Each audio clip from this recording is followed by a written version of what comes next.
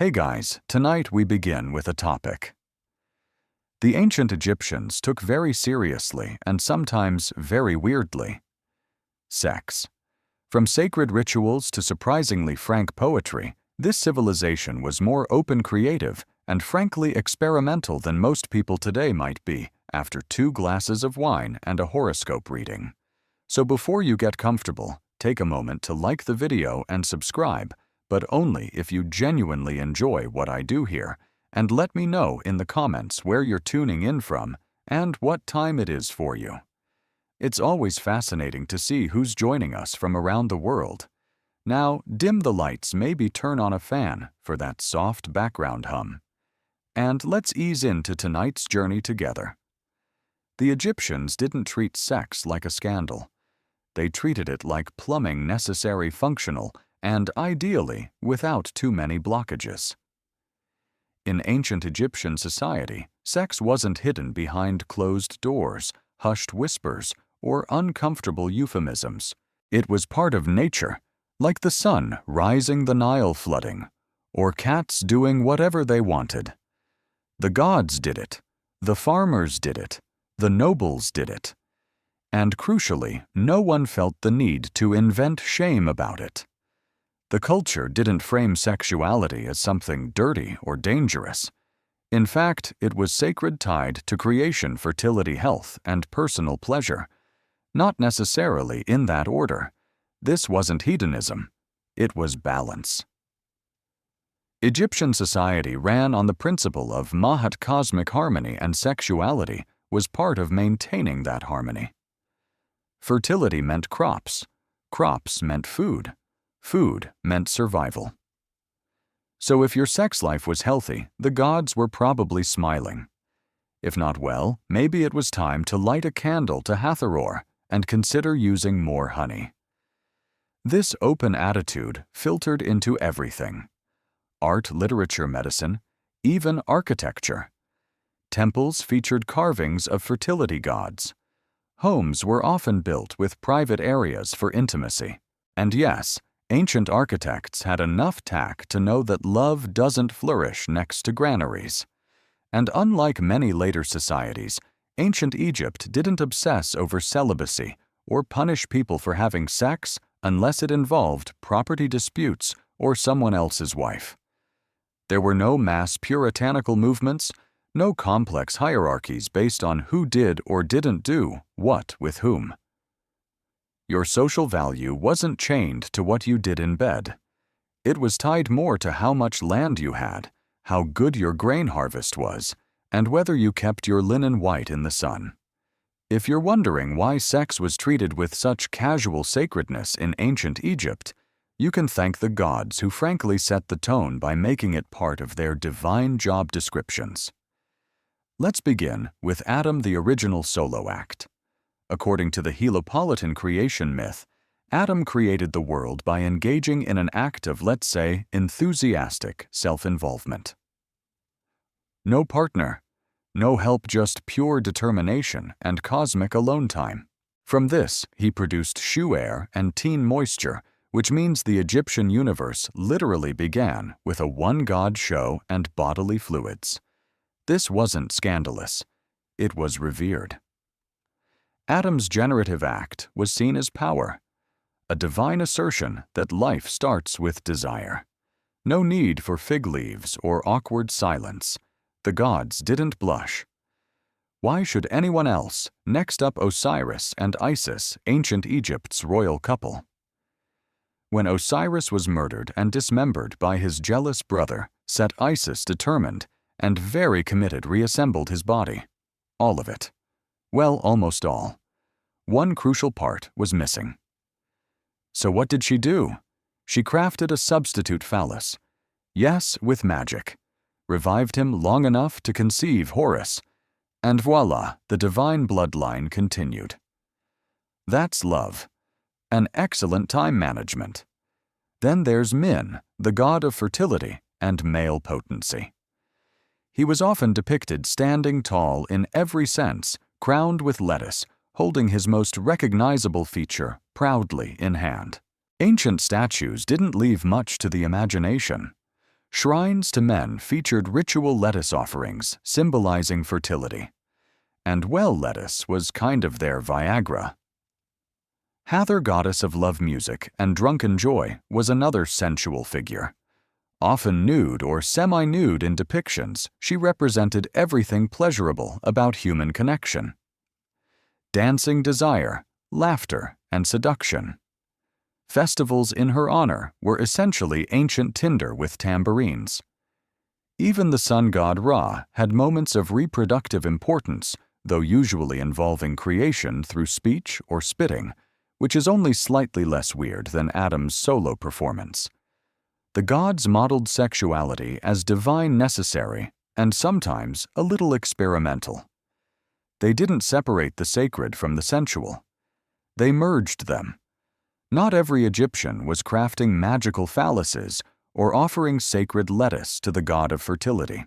Most were just normal people with normal relationships, trying to find time for intimacy between feeding the livestock and avoiding crocodiles. Unlike their more dramatic gods and occasionally incestuous royalty, the average Egyptian's love life was pretty down to earth. If you were a farmer, a potter, or a linen worker, chances are your romantic endeavors revolved around who lived nearby, who made good beer, and who still had all their teeth by age 30. Standards, but reasonable. Relationships were built on shared labor, shared meals, and ideally shared affection. Couples slept in the same bed, raised children together, and even snuck the occasional love note onto a potch. Yes, literal shards of pottery with messages like, "I dream of your beauty by night." That's ancient texting, folks. Sex wasn't regulated by priests or political decrees. As long as it was consensual and not interfering with your work or someone else's marriage contract, it was your business. Privacy might have been limited, walls were thin, and nosy neighbors were eternal, but intimacy was respected. For many couples, physical affection wasn't hidden. Tomb paintings sometimes showed husbands and wives touching tenderly, holding hands, or standing face to face, and not in the "this is purely ceremonial" kind of way. These were people who genuinely valued connection. The Egyptians also understood timing. Fertility mattered a lot. The Nile flooded predictably. Crops had seasons, and so did the human body. Women knew their cycles. Men had herbal tonics, and everyone had at least one grandmother with unsolicited advice involving honey and onions. Contraception, while not foolproof, was part of life. So was midwifery.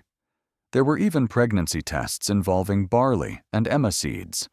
If they sprouted after being peed on, congratulations.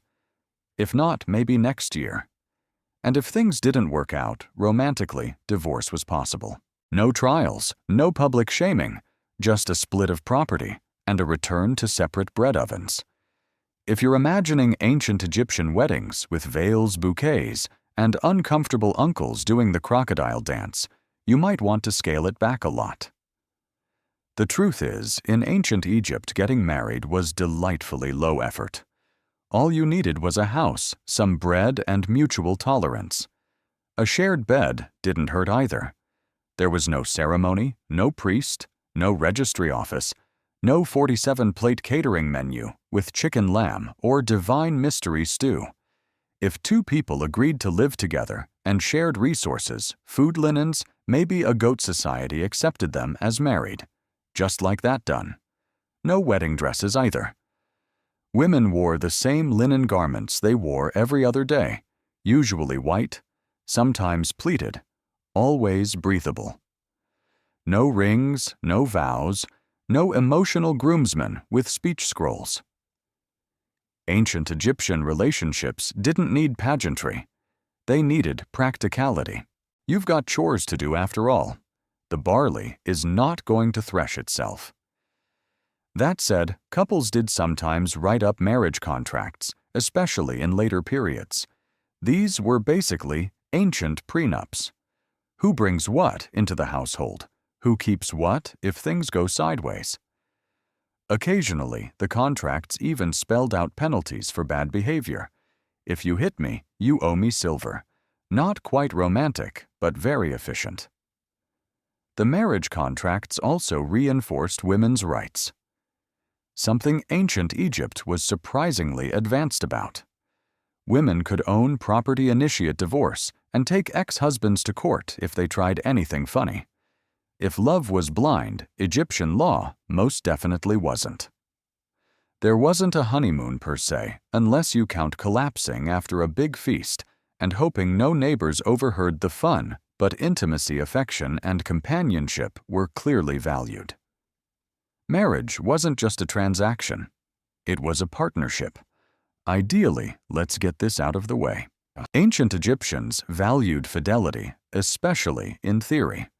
In practice, things were a little more flexible, particularly if you were wealthy, powerful, or had very convincing excuses. Adultery, like many social sins, wasn't always a criminal offense. For everyday folks, it was more of a reputational hazard than a legal disaster. If you got caught cheating, people would talk loudly and probably in verse. But unless someone's livestock or inheritance was directly affected, the government wasn't rushing in to punish your escapades. However, if you were a married woman caught in adultery, the consequences could be harsher socially and economically, if not legally. Egyptian society was patriarchal, but not aggressively so. And a woman's fidelity was often tied to questions of paternity inheritance and her general standing as someone who didn't cause chaos during harvest season. Accusations of infidelity could lead to divorce, public shame, and in rare cases, punishment like beatings or banishment, particularly in elite households where family honor was a full-time job. Men, meanwhile, had more wiggle room. A married man sleeping with an unmarried woman, mostly shrugged off. A married man with another married woman. Now that was messy, especially if the other husband was important and not into sharing. Jealousy has never been confined to any one century. Texts from the New Kingdom mention moral expectations and the importance of a good reputation. In some stories, adulterers are described as foolish or dishonorable, while others suggest that a man who sleeps with another man's wife will have a tragic fate, usually involving curses, impotence, or angry gods with jackal heads. Still, the absence of strict laws against adultery in most periods is telling. The Egyptians didn't feel the need to legislate every affair. They relied more on shame gossip and the occasional passive-aggressive song lyric. It worked about as well as you'd expect. If a marriage broke down due to infidelity, the divorce process wasn't overly complicated. Property would be split, and the community would collectively pretend they weren't watching with interest. Children typically stayed with the mother, especially if they were young. If your first reaction to hearing that Egyptian pharaohs married their sisters is a horrified, "Wait, what?" You're not alone. Most modern humans respond the same way, but in ancient Egypt, sibling marriage among royalty wasn't just tolerated, it was expected. Romantic? Not really. Political, absolutely. To understand this eyebrow-raising tradition, you have to think like a pharaoh. Imagine you believe your family is descended from gods, and not in a metaphorical divine right way, but literally. If the gods married their siblings to maintain cosmic order, then obviously the royal family should do the same, because nothing says eternal stability like awkward family reunions that double as wedding receptions. This wasn't about attraction. It was about power consolidation. Pharaohs didn't want outsiders, even noble ones, gaining access to the throne. Marrying a sister or half-sister kept the bloodline pure and the assets in-house. Essentially, royal Egypt ran on a combination of divine mythology and dynastic trust issues. Some of the most famous pharaohs followed this tradition. Tutnar, for example, was born from a brother-sister union, a fact confirmed by modern DNA analysis. And spoiler alert, it didn't turn out great. Tut had numerous congenital issues, including a clubfoot and a fragile immune system, which might suggest that repeating the family tree too many times comes with consequences. Meanwhile, commoners were not partaking in this trend. Most regular Egyptians married outside their immediate families like sane, functioning people. Cousin marriage occasionally happened in rural areas, but brother-sister unions were strictly for the folks with gold masks and burial boats. Even among royals, the practice could cause problems. When Cleopatra, yes, that Cleopatra took the throne, she technically married her brothers plural as per custom, but she ruled largely alone, and later aligned herself with men like Julius Caesar and Mark Antony, who were not, thankfully, related to her. To us, the whole concept seems bizarre and, yes, medically unwise. But to the ancient Egyptian elite, it was simply tradition wrapped in God-complex logic. Divine bloodlines had to stay divine, even if it meant sacrificing variety in the royal gene pool. If you assume all ancient Egyptian art was solemn statues, stiff postures, and endless profile views, you're technically right.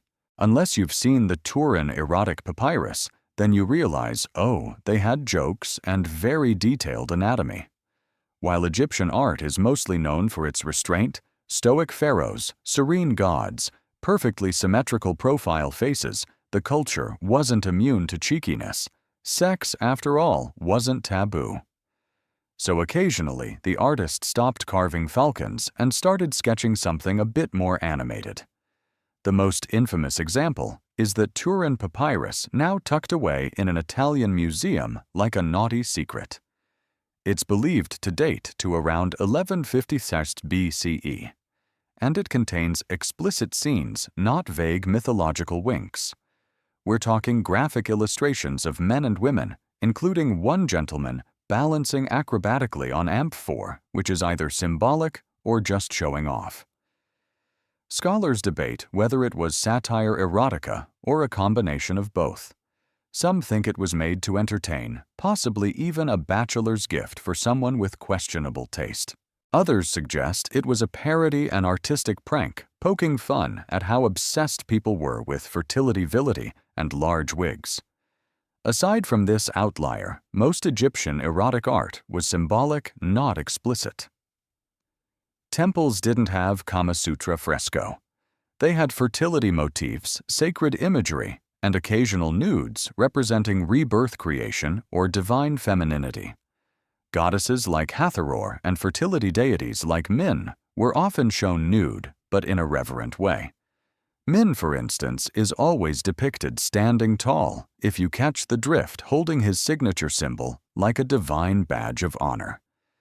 Then there's the use of humor and sexuality in marginal drawings. Animals behaving like people, exaggerated gestures, and flirty little side sketches on workers' ostrich. Limestone flakes used like sticky notes, the ancient equivalent of doodling in your notebook when the foreman wasn't looking. Eroticism in Egyptian art wasn't meant to scandalize. It was simply another part of life, occasionally celebrated, often ritualized, and sometimes hilariously over the top. These weren't repressed people. They just had an excellent sense of boundaries, and occasionally a day where they decided the scroll needed spice. If your idea of ancient love poetry is stiff chiseled metaphors like, "Your beauty is like a grain silo," think again. The Egyptians may have carved hieroglyphs into stone, but their romantic writing was anything but rigid. These people knew how to flirt with ink with style, and occasionally with absolutely no chill. Preserved on papyri and broken pottery shards because nothing says eternal love like a reused cereal bowl, Egyptian love poems date mostly to the New Kingdom period around 1300 BCE. And they are refreshingly honest, surprisingly passionate, and occasionally so steamy you'd think they were written during a Nile flood with nothing better to do. Here's a genuine line from one. "I shall lie down at home and pretend to be sick. Then you will come and see me. and if you come near me, I will get better. This isn't vague romanticism. This is flirtation with a plan. Both men and women composed these poems often from a first-person perspective. That's rare for the ancient world. In Egypt, a young woman could describe the thrill of sneaking glances across the lotus pond. A young man could wax poetic about how her voice was better than beer. That's the kind of devotion that deserves a monument. These weren't private diary entries either. Some of them were performed at banquets as read aloud for entertainment courtship, or just to fill awkward silences between harp solos.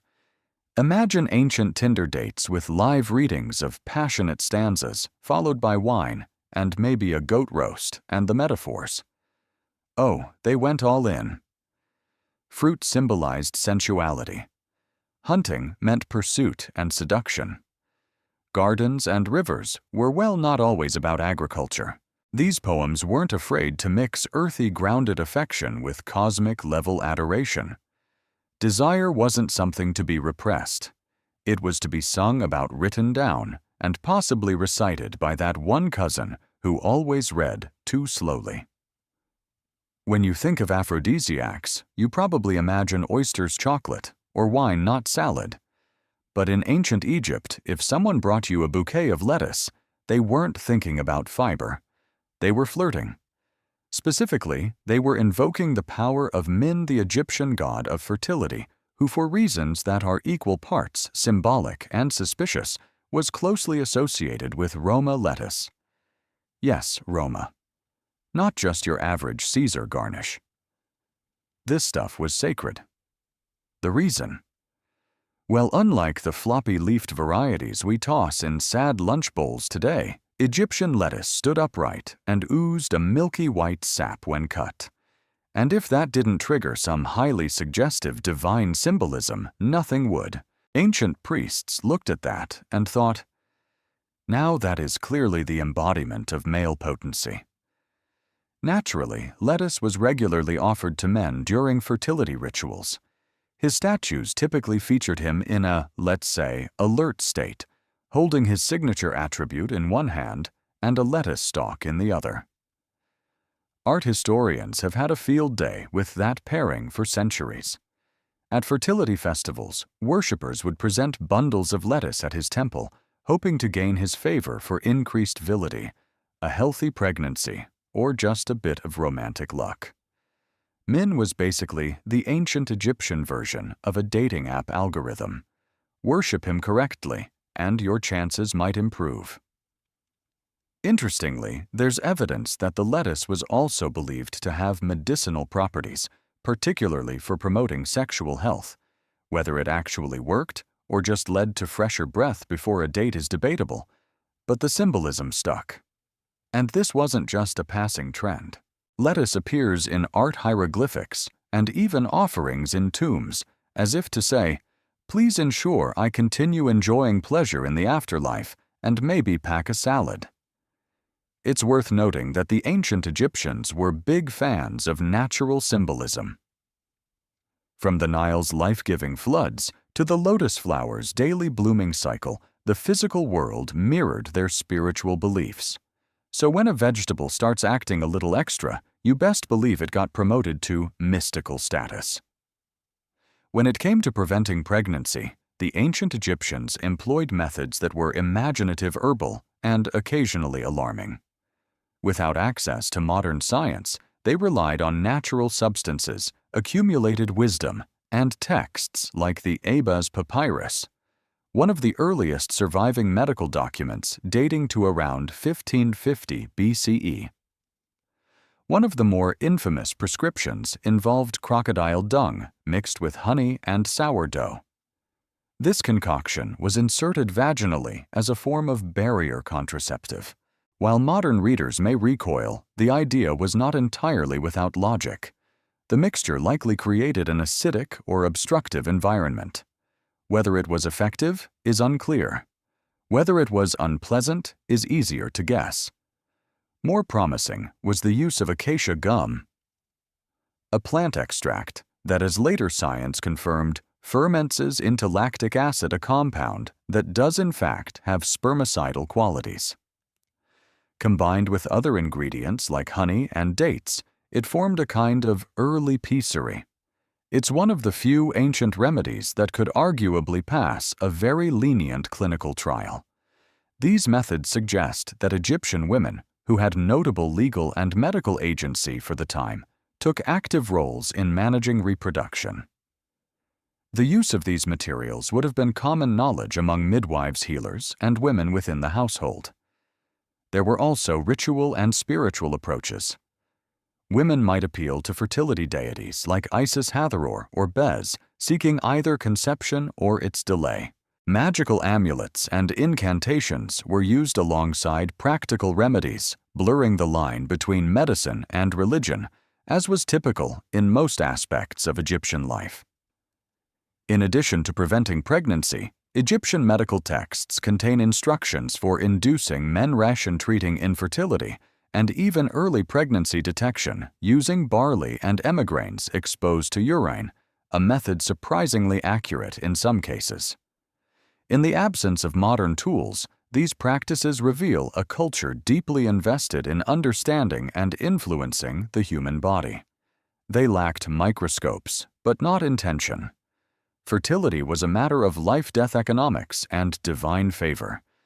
And while some of their methods may now seem outlandish, the impulse behind them to plan to protect, to prepare, is strikingly familiar. In ancient Egypt, virginity wasn't a badge of honor, a social currency, or a fragile family heirloom to be guarded at all costs. In fact, it wasn't really a big deal at all.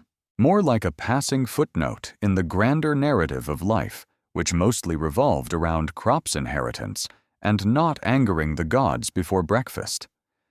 There's no known Egyptian word for virgin in the moralistic ceremonial sense. The closest you'll find are terms that mean young woman, or uninitiated, which is less purity culture, and more hasn't had the time yet.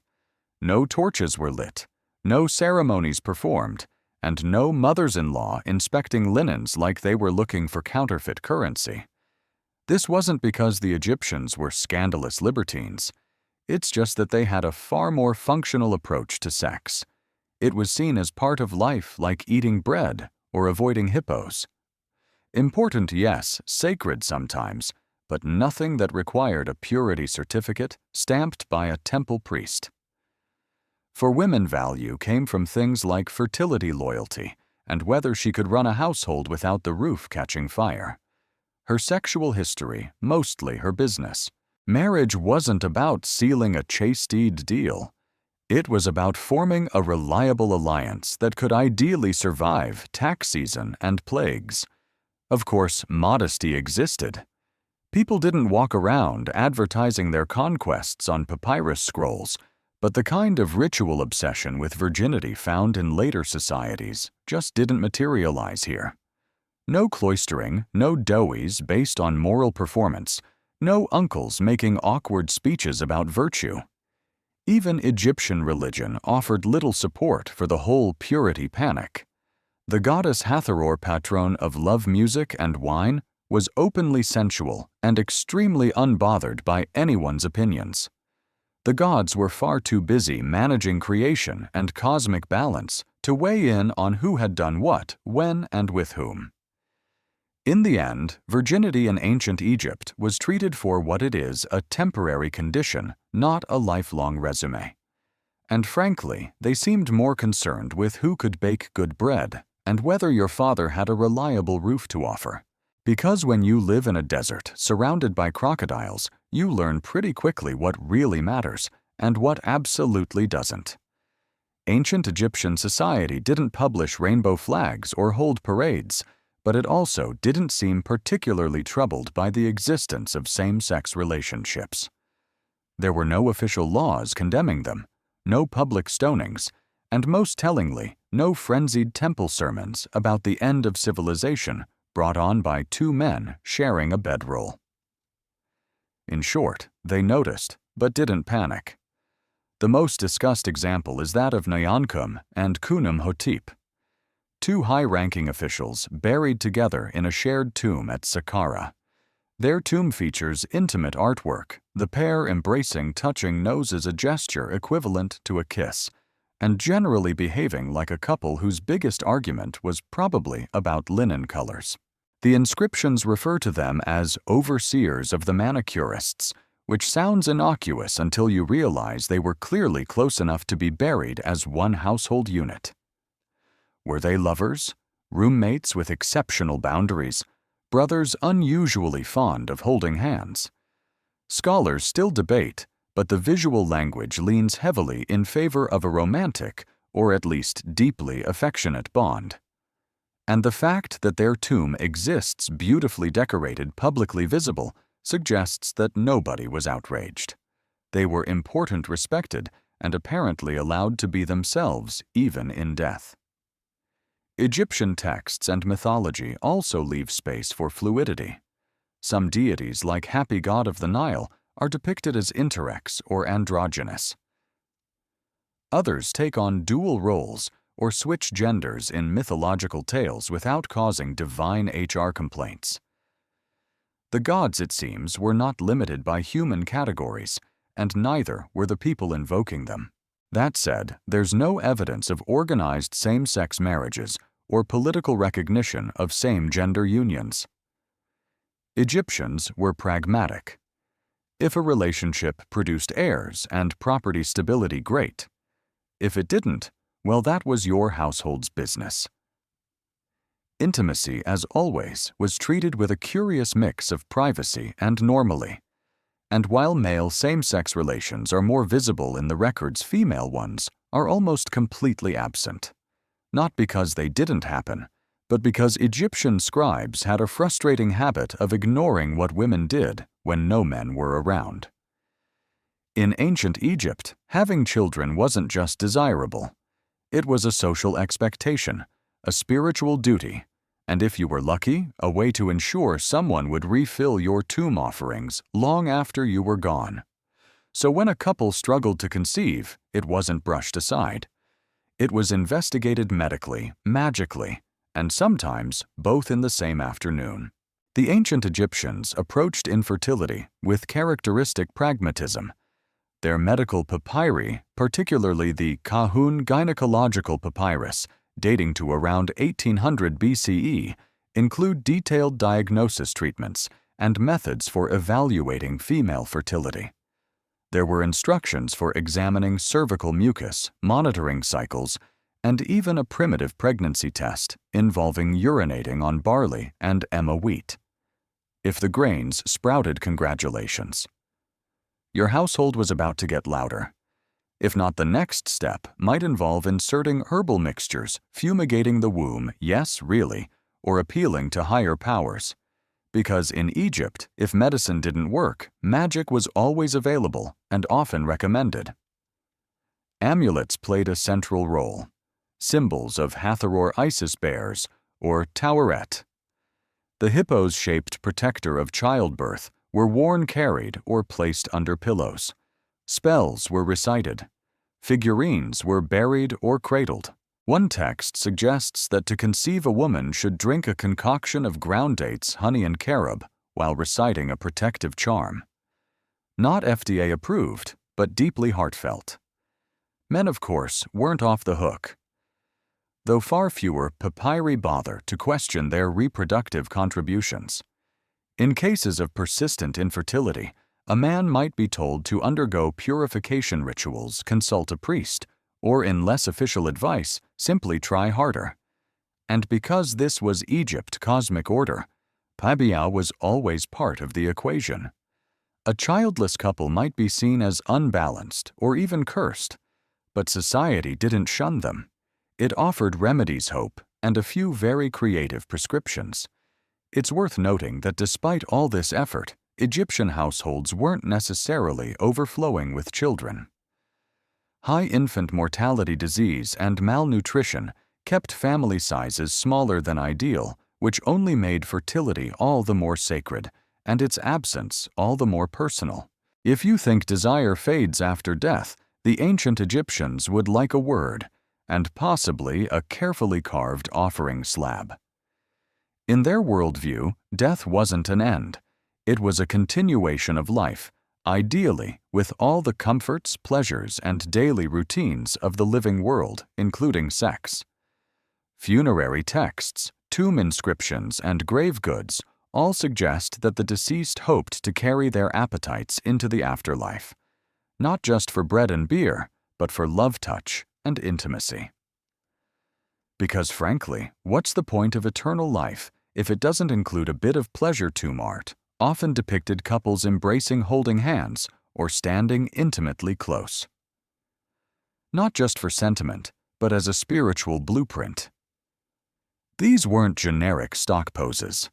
They were deliberate messages to the gods. Please restore our bodies, our love, and if possible, our bedroom privileges. And yes, bodily restoration was a serious concern. In the Book of the Dead and other Morty texts, the dead are promised their limbs will function, their hearts will be weighed fairly, and their, let's say, equipment will be returned intact. There are even references to revivifying certain parts of the anatomy. No detail was considered too personal for eternity. Sexuality was tied to rebirth. The god Osiris, famously dismembered and reassembled by Isis, was revived, including a reconstructed phallus before fathering Horus. This myth wasn't just legend. It was a template. If the gods resumed intimacy after resurrection, so should the rest of us. Some tomb inscriptions even included requests to the gods for continued love between husband and wife in the Field of Reeds, the Egyptian version of paradise. It was envisioned as a lush, idealized version of earthly life, fertile land, calm waters, eternal abundance, and evidently room for romance. While modern cultures often compartmentalize sex as earthly and mortal, the Egyptians folded it seamlessly into their afterlife ideology. It wasn't shameful or forgotten. It was another part of the soul's well-being, like food music, and not having to pay taxes ever again. In the end, they hoped for what most people still do, comfort, companionship, and a little joy, even if it took mummification and a few magical scrolls to get there. When we peel back the linen wrappings of ancient Egypt, metaphorically, of course, what we find is a civilization that didn't treat the human body as something shameful, sinful, or suspicious. It was seen as natural, powerful, and capable of both divine creation and very human desire. Sex for the Egyptians was not a secret to be hidden. It was a fact of life discussed in poems, depicted in art, sometimes vividly, and written into the very myths that shaped their worldview. Gods themselves fell in love, flirted, seduced, and occasionally caused fertility-related chaos across the Nile. In a culture where existence flowed from cycles, the flooding of the river, the return of the sun, the rebirth of the soul, sexuality was part of that rhythm, not an interruption of it. They also took a practical approach. From contraception and fertility treatments to love songs and afterlife desires, the Egyptians faced physicality head on, often with more clarity than many societies that came centuries later. There was no hysterical legislation, no moral panic, no need for uncomfortable censorship scribbled in the margins of sacred texts, just a clear understanding. Bodies do things, people feel things, and the world keeps turning. Importantly, they didn't overthink it. Sex wasn't put on a pedestal, nor was it dragged through the mud. It was part of health, love, family, and sometimes religion.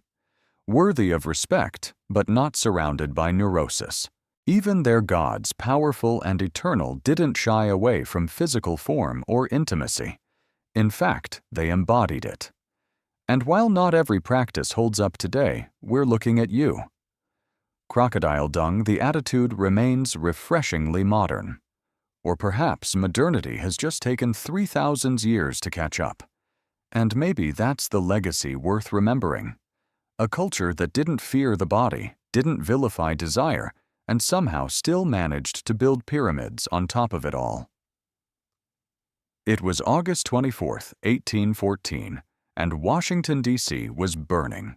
Columns of smoke choked the night sky as British soldiers torched the most symbolic buildings in the young republic. The Capitol, the Treasury, the War Office, and the President's mansion, later to be called the White House. Flames licked the rooftops as the redcoats walked through the city, almost casually facing no organized resistance. The Capitol, barely a teenager in political years, was defenseless. The humiliation was complete. The world watched in disbelief, and America blushed with shame. But to understand how things got this bad, you have to rewind a bit. 2 years earlier, the United States had declared war on Great Britain, filled with confidence and grand delusions. The Americans thought the war would be swift and glorious, that they'd invade Canada, defeat the British, and finally earn global respect. After all, Britain was already exhausted fighting Napoleon in Europe. Surely they wouldn't have the energy to bother with a scrappy ex-colony acting tough. They were wrong. Not only did the invasion of Canada fail miserably, but the U.S. Navy's few successes couldn't make up for repeated land defeats. Political divisions inside America made matters worse. Some states didn't want the war at all. Supplies were short. Strategy was confused. And worst of all, the British never forgot. By 1814, Napoleon was defeated, and Britain had a clear calendar. With veteran troops now available, they turned their full attention across the Atlantic. And they were ready to send a message, one that would sear itself into the American psyche for generations. Washington, D.C. wasn't just targeted for military reasons. It was symbolic, the seat of power, the pride of the Republic. And on that humid August day, it was left almost completely undefended because no one really believed the British would dare strike it directly. The irony, they didn't just dare. They planned it down to the minute. What unfolded wasn't a battle. It was a torchlit parade of revenge, a reminder that the British Empire, despite the Revolution, still had the power to humiliate its former colonies. And as the flames engulfed the House of Representatives and smoke blackened the dome of the Capitol, America had to ask itself a painful question. Had they underestimated the empire they once defied? The British didn't just appear in Washington by magic. Their road to the Capitol was shockingly easy because the Americans practically opened the door for them. Their landing point was Benedict, Maryland, a sleepy town on the Puxon River. From there, seasoned British Major General Robert Ross led roughly 4,500 troops, many of them veterans fresh from the Napoleonic Wars, on a march toward Washington. And it wasn't a desperate push through enemy territory. No, it was more like a Sunday hike. Why? Because the Americans barely tried to stop them. President James Madison and his government knew the British were coming. They had time. Warnings had come from scouts and even civilians. But bureaucracy, indecision, and just plain wishful thinking led to a sluggish and chaotic defense. Secretary of War John Armstrong, Jr., in a moment of genius-level denial, insisted the British wouldn't dare attack Washington. "They'll go for Baltimore," he claimed repeatedly. Spoiler, they didn't. Massachusetts Brigadier General William Winder was the man in charge of stopping the British advance. Unfortunately, Winder was better at writing reports than leading troops. His hastily assembled defense force consisted of militiamen, many untrained, undisciplined, and some reportedly drunk. The professional soldiers he had were too few. Worse, Winder hesitated. He kept pulling back instead of digging in, unsure where the British would strike. The two forces finally met on August 24th at the Battle of Bladensburg, just northeast of Washington. American forces outnumbered the British, but that didn't matter. The battle was a total fiasco. Militiamen broke ranks and fled before firing a shot. Some simply dropped their weapons and ran. President Madison himself was on the field briefly, then wisely decided to not die with the amateurs. The British, stunned by the ease of victory, pressed forward, no trenches to overcome, no burning barricades, no desperate defense of the capital, just a straight shot into the city.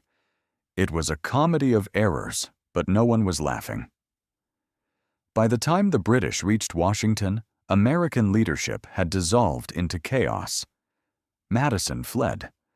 Government documents were being stuffed into cards. First Lady Dolly Madison, refusing to abandon the White House without dignity, packed up valuables, including Gilbert Stuart's now famous portrait of George Washington. As night fell, the Redcoats marched in, and the match was almost ready to be lit. By the time the British entered Washington, the city was nearly deserted. Politicians had fled. The streets were quiet, eerily so. The only sounds were the boots of British soldiers and the soft crackle of fires already smoldering from earlier skirmishes. Major General Robert Ross and Admiral George Cockburn led their men with clinical precision. No looting, no chaos, just a disciplined mission to make a statement. And what a statement it was. The British troops began with the Capitol building. It was still under construction, but the north and south wings, the chambers of Congress, were complete enough to symbolize the pride and function of the American government. The British set fire to both wings. Flames engulfed the Library of Congress. The books and manuscripts, some irreplaceable, went up in smoke. It wasn't just a military blow, it was a cultural one. Next, they moved to the White House, then known as the President's Mansion. Dolly Madison had already fled, but not before rescuing that now iconic portrait of George Washington. British troops found the building empty, but dinner was laid out on the table untouched. In what might be history's most awkward meal, British officers sat down and enjoyed the president's dinner before torching the place. They were deliberate, almost ceremonial, in the destruction. Cockburn, who had a personal score to settle with the Americans for mocking him in political cartoons, reportedly made a point of burning the offices of anti-British newspapers and even stood atop the Speaker's chair in the House of Representatives, declaring mockingly, "Shall this harbor of Yankee democracy be burned? Oh yes, it shall." Over the course of 2 days, building after building was put to the torch. The Treasury, the War Department, the Navy Yard, the Arsenal. Even the bridge across the Potomac was burned to prevent counterattacks. Yet despite the thoroughness, some sites were spared. The Patent Office, for instance, was saved because one brave American, William Thornton, convinced the British that it served all mankind, not just the U.S. government. The destruction wasn't random. It was surgical, and it was meant to humiliate. The British weren't trying to conquer Washington. They were trying to shame it. And with each building that collapsed in flames, their message grew louder. This wasn't just a raid. It was a punishment. And the smoke would linger far beyond the ashes. Just as the British settled into their fiery conquest of Washington, something strange happened. The sky darkened. Winds picked up. Then came the thunder. A violent, freakish storm, what some later called a hurricane, slammed into the capital. It was as if nature herself had decided the city had suffered enough. Torrential rain poured down, extinguishing many of the fires the British had set. High winds tore roofs off buildings and even lifted cannons off the ground. A British soldier was reportedly crushed by flying debris. The storm grew so intense that British officers began to fear it was a divine judgment, a punishment for burning a defenseless city. And then, almost prophetically, a tornado ripped through the heart of D.C. Yes, a literal tornado. It tore through the center of town, flinging carts and debris like matchsticks.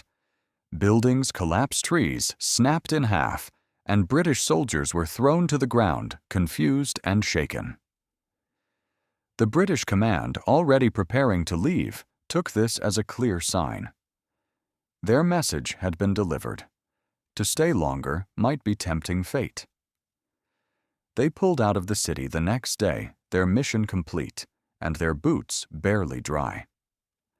For Washington, the storm was both a curse and a blessing.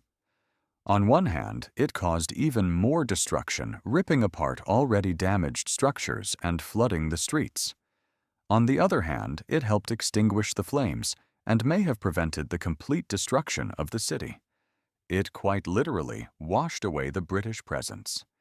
In the minds of many Americans, this storm took on near mythical status. Clergy declared it an act of divine intervention. Editorials praised the hand of Providence. Even hardened soldiers whispered that God had stepped in to protect the capital when man had failed to do so. Of course, nature doesn't take sides. The storm didn't rebuild the city or restore lost lives. But symbolically, it marked a turning point. The fires were out. The British were gone. And what remained, smoking ruins, wet ash, shattered pride, was still American. The storm became a strange kind of salvation.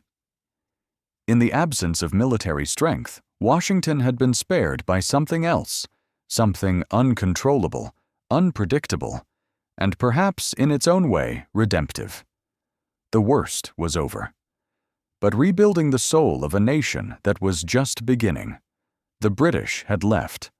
The fires were out. The storm had passed. But what they left behind wasn't just ash and rubble. It was psychological devastation. Washington, D.C. lay in ruin. The capital was a blackened shell. The president's mansion was little more than a scorched frame. Government offices were gutted, their contents scattered or destroyed. For many Americans, especially those in the capital, the destruction felt like a second revolution. Except this time, it was the enemy who marched through triumphantly. The nation faced a haunting question. Should Washington remain the capital? Many believed it was over. The argument seemed logical. Washington had always been a compromise built in a swampy patch of nowhere to appease southern states. Now, after being embarrassed and burned to the ground, it looked like a failed experiment.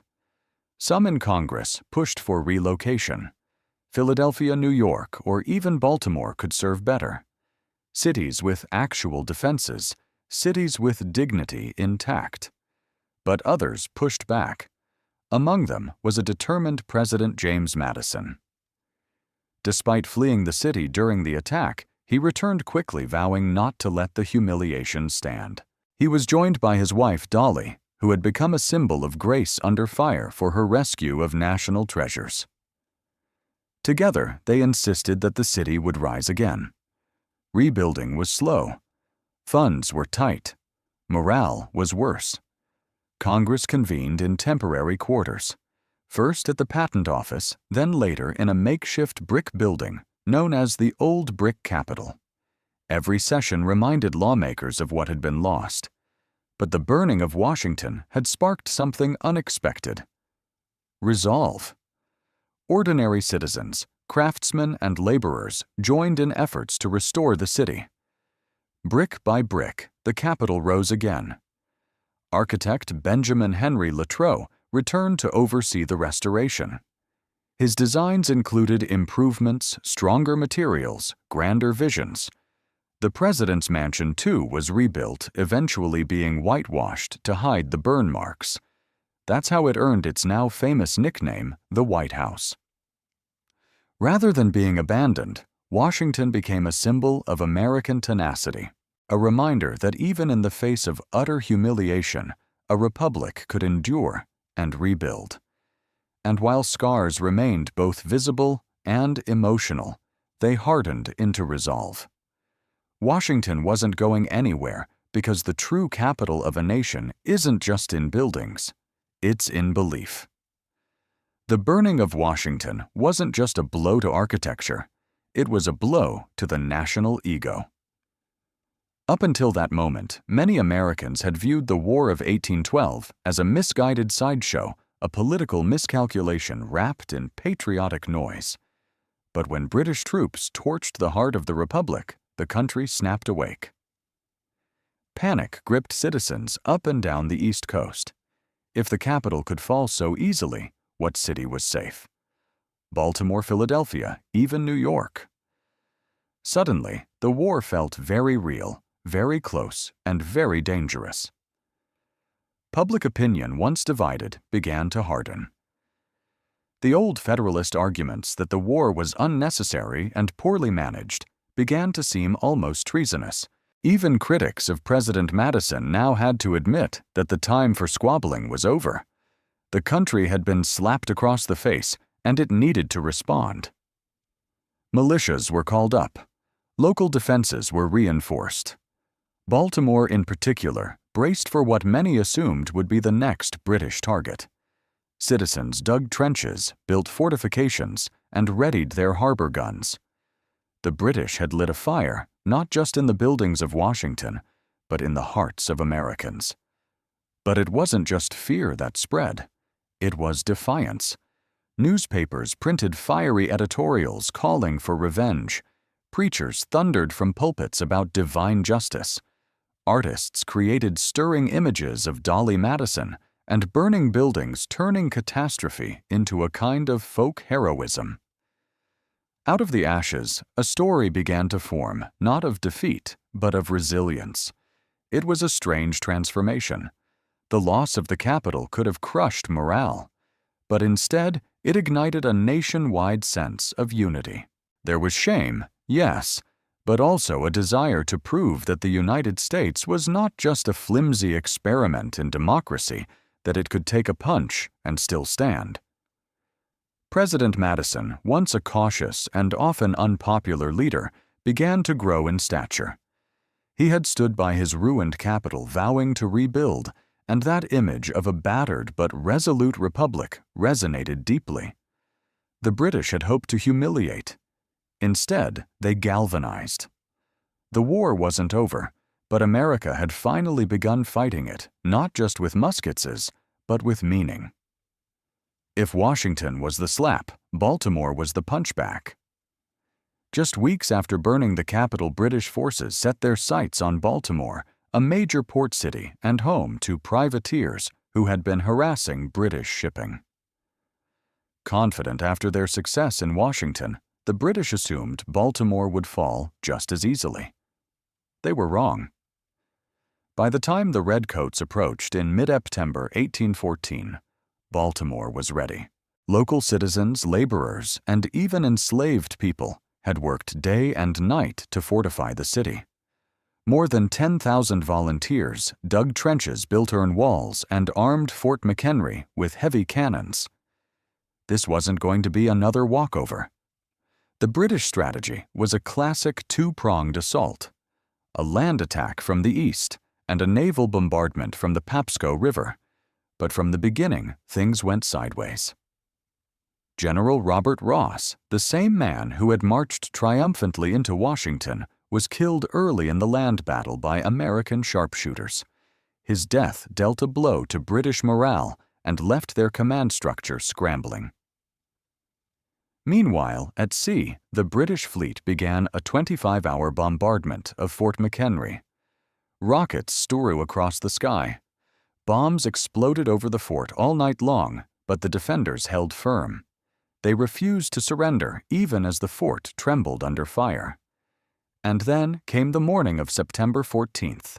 As the smoke cleared and silence returned to the harbor, the British expected to see a white flag. Instead, they saw something else, a massive American flag flying defiantly over the fort's ramparts. That flag, stitched by Mary Pickersgill, was 30 ft tall, waving in the morning breeze like a middle finger to empire. On a British ship watching all of this was an American lawyer named Francis Scott Key. He had come to negotiate a prisoner release, but what he saw that night inspired him to scribble down a poem. Its opening line: "Oh, say, can you see by the dawn's early light the British realized Baltimore would not fall. They withdrew, humiliated. This time it was American resilience on display, not in speeches, but in grit trenches and a stubborn refusal to yield." Baltimore had survived, and in doing so, it reignited belief in the American cause. A burned capital had sparked the fight, but a bombarded fort lit the flame of identity. After Baltimore, everything changed. The United States had gone from being embarrassed on the world stage to suddenly holding its ground. The British, expecting a quick end to the war with a decisive blow in Washington, now faced growing resistance and fewer wins. Their war machine was slowing. Logistically stretched and politically pressured, they began to rethink the costs of dragging the conflict on. Baltimore's defense wasn't just a military win. It was a psychological one. It gave American negotiators something to stand on. And in the quiet city of Ghent, in what's now Belgium, talks between British and American diplomats entered a new phase. At first, British demands were steep. They wanted a Native American buffer state in the Midwest control over parts of the Great Lakes and even certain territorial concessions. But American diplomats, especially John Quincy Adams and Henry Clay, refused to bend. They argued from a position of resilience, not desperation. And then the British started to blink. The war in Europe had drained them. Post-Napoleonic Britain had its own domestic unrest to manage. Trade disruptions were hurting both economies. The American refusal to surrender after Washington and their successful defense of Baltimore had shifted perception. This war, it turned out, couldn't be won with fire alone. By December 24, 1814, both sides reached an agreement, the Treaty of Ghent. It essentially declared a draw. No land changed hands. No reparations were paid. Impressment, one of the key reasons the U.S. had gone to war, wasn't even addressed. But neither side wanted to admit defeat. So they agreed to return to the status quo antebellum things as they had been before the war. And in a strange twist of history, one of the most decisive American victories, the Battle of New Orleans, happened 2 weeks after the treaty was signed, thanks to the slowness of 19th-century communication. But that win sealed the emotional victory Americans needed. The war ended not with a dramatic surrender, but with a mutual shrug. Still, for the United States, it felt like something more. They had survived the burning of their capital, rallied at Baltimore, and walked away with their sovereignty and pride intact. And just like that, the Second War of Independence, as some would call it, came to a close. The embers of Washington were still warm. But from those ashes, a new kind of American identity was beginning to form. The burning of Washington was more than a war tactic. It became a defining national trauma. Yet in the strange way history often works, that moment of utter disgrace gave birth to something quietly powerful. Identity. In the immediate aftermath, Americans had every reason to feel defeated. Their capital was reduced to smoldering rubble. Their president had fled. Their army had collapsed in battle. But the story didn't end there. In fact, it was just beginning. Out of that destruction came a collective refusal to be defined by loss. The reconstruction of Washington wasn't just about bricks and mortar. It was about defiance, memory, and renewal. The new Capitol and White House would become architectural symbols of national endurance. The very act of rebuilding was a political message to the world. We're still here. And it worked. The war may have ended in a stalemate on paper, but in the American imagination it became something else entirely.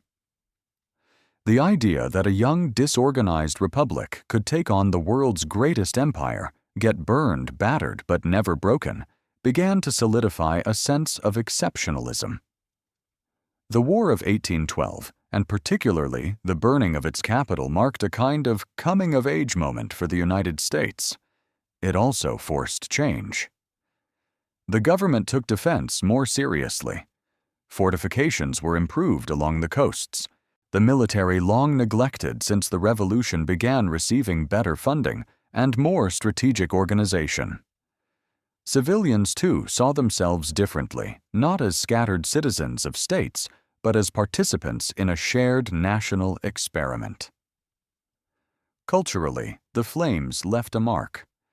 Francis Scott Key's poem, inspired by the defense of Baltimore, would become the national anthem more than a century later. The term White House, born from the post-fire renovation, became permanent. Dolly Madison's bravery became a legend, and the city that once seemed like a failed compromise became the unquestioned heart of the nation. Even the British in time came to treat the event with a sort of embarrassed quiet. They had succeeded militarily, but arguably failed diplomatically.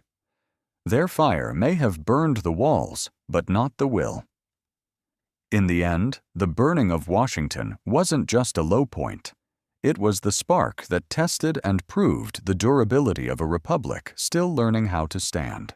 And that fire, once meant to humiliate, helped forge the American spirit in flame. In medieval Europe, the journey into motherhood often began before a girl had fully left childhood. A girl's value status and even salvation were often wrapped up in her ability to bear children, especially sons. While today we might think of motherhood as a personal choice or biological event in the Middle Ages, it was a societal obligation. Women weren't just expected to become mothers, they were destined for it. Marriage was the first step. Among peasants, it might be arranged by families eager to merge land labor or livestock. Among the nobility, marriage was a political chess move. A noble girl might be married off by age 12 or 13, sometimes even younger in betrothal. Her body pledged to a future alliance. Fertility wasn't just a blessing, it was a bargaining chip. Once married, the pressure to conceive began immediately. A wife who failed to become pregnant after a year or two was whispered about suspected pied, sometimes even accused of moral or spiritual failing. If a noble woman failed to produce an heir, her husband might seek annulment, or worse, take a mistress more capable. Among the nobility, a woman's womb was a national asset. Kingdoms rose or fell based on whether a queen could produce a healthy male heir. Pregnancy was met not just with celebration, but anxiety. The stakes were high. A male child might mean the continuation of a dynasty. A daughter not useless, but certainly not ideal. Peasant women, meanwhile, had less dynastic pressure, but not less expectation. Children meant laborers. A growing family could support the farm-tend livestock, and maybe, just maybe, help the parents in old age. But with high infant mortality and no understanding of maternal health, every pregnancy was a gamble. Motherhood wasn't considered a choice. It was an expectation, a calling, even a form of penance. The Church taught that Eve's sin condemned women to the pain of childbirth. And so motherhood became both duty and punishment. Women were praised for suffering in silence, for embracing their role without complaint. In the medieval mindset, a woman who didn't bear children was a curiosity at best, a failure at worst. The womb wasn't private. It was public property, divine machinery, and dynastic infrastructure all in one. And for most women, it would define not just their lives, but their deaths. Childbirth in the Middle Ages was a battlefield, and the woman giving birth was often the lone soldier. There were no doctors in white coats, no sterile instruments, and certainly no painkillers. Instead, there were dimly lit rooms, wooden stools, herbal tinctures, whispered prayers, and an ever-present fear that this birth might be her last. Labor usually took place at home. Rich or poor, most women gave birth. Surrounded by other women, midwives, female relatives, neighbors, men were rarely present. In fact, childbirth was considered a deeply female domain, both sacred and dangerous. A midwife might have some knowledge passed down through generations, but she had no formal training. And if something went wrong, if the baby was breech, if labor stalled, if there was hemorrhaging, there was little anyone could do. pain was expected. In fact, it was theologically required. The Church taught that Eve's original sin had cursed women to suffer in childbirth, so enduring that pain was often seen as spiritually virtuous. Crying out too loudly. That might be interpreted as weakness or worse sin. Some tried to ease the suffering.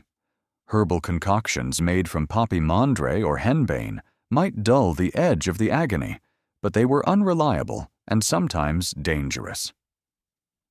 More often, women relied on saints' charms and ritual. The girdle of Saint Margaret was a popular talisman wrapped around a laboring woman's belly to protect her and the child. Holy relics were placed under beds. Psalms were chanted. Midwives crossed themselves before cutting the umbilical cord. And yet, death hovered. Maternal mortality was tragically common.